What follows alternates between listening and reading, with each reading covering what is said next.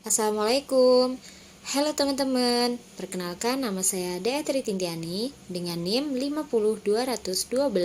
Di sini saya akan menjelaskan tentang perbedaan dan perubahan kurikulum 1947 sampai paradigma baru.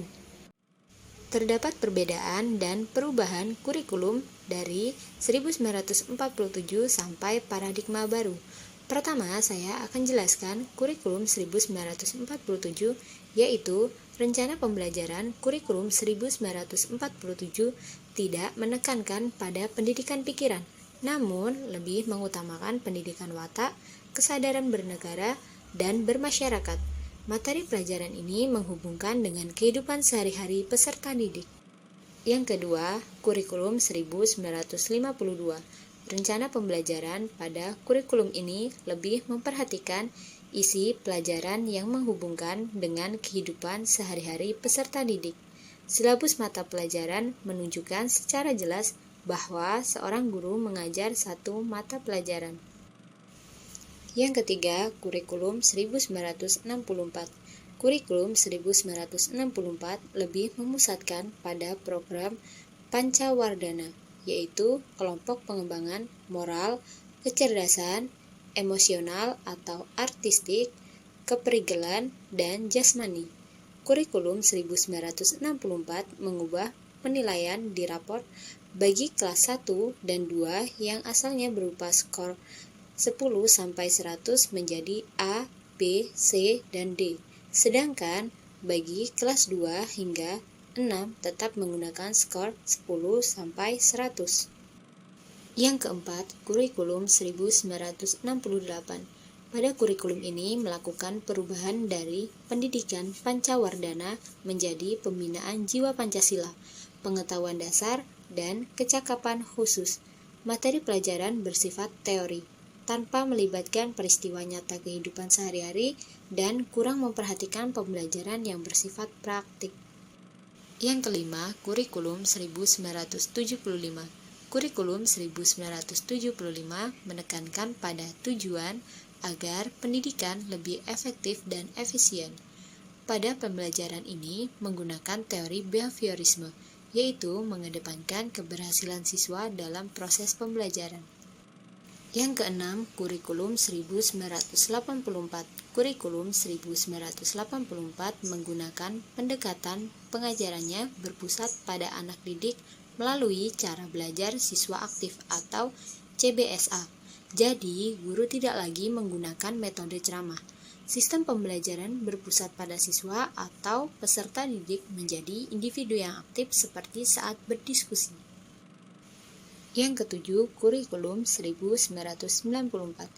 Kurikulum ini bersifat kurikulum inti, sehingga daerah yang khusus dapat mengembangkan pengajaran sendiri disesuaikan dengan lingkungan dan kebutuhan masyarakat sekitar.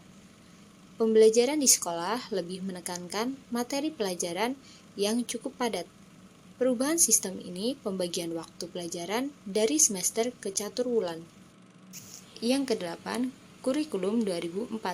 Kurikulum 2004 umumnya dikenal sebagai kurikulum berbasis kompetensi atau KBK. Suatu program pendidikan berbasis kompetensi harus mengandung 3 unsur pokok, yaitu pemilihan kompetensi yang sesuai, spesifikasi indikator-indikator evaluasi untuk menentukan keberhasilan pencapaian kompetensi, dan pengembangan pembelajaran, jam belajar keseluruhan 40 jam per minggu, dan mata pelajaran belum bisa dikurangi. Ada penambahan mata pelajaran TIK di SD atau penggabungan mata pelajaran KN dan PS di SD. Yang kesembilan, kurikulum 2006. Kurikulum 2006, kurikulum tingkat satuan pendidikan atau KTSP, berorientasi kompetensi siswa sebagai pusat pembelajaran, dan kurikulum ini lebih menekankan pengetahuan atau kognitif, bertambahnya mata pelajaran mulok, dan pengembangan diri untuk semua sekolah.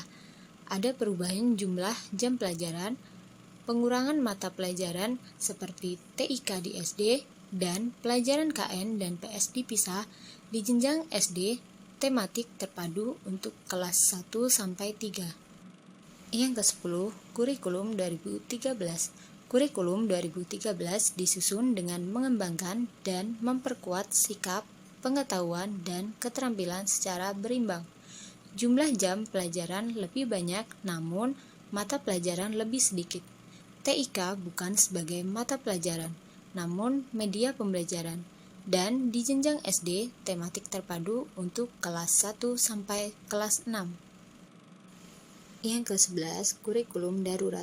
Kurikulum ini menjadi salah satu pilihan yang dapat digunakan oleh satuan pendidikan dalam masa pandemi ini untuk melaksanakan pembelajaran jarak jauh atau PJJ untuk jenjang PAUD, SD, SMP, SMA, dan SMK.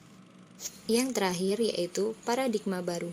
Kurikulum baru ini dinilai lebih fleksibel, dan kurikulum 2022 ini akan lebih berfokus pada materi yang esensial dan tidak terlalu padat. Pelaksanaan proses pembelajaran dengan pendekatan tematik yang selama ini hanya dilakukan pada jenjang SD saja, pada kurikulum baru ini diperbolehkan untuk dilakukan pada jenjang pendidikan lainnya. Nah, itu tadi penjelasan tentang perbedaan dan perubahan kurikulum 1947 sampai paradigma baru.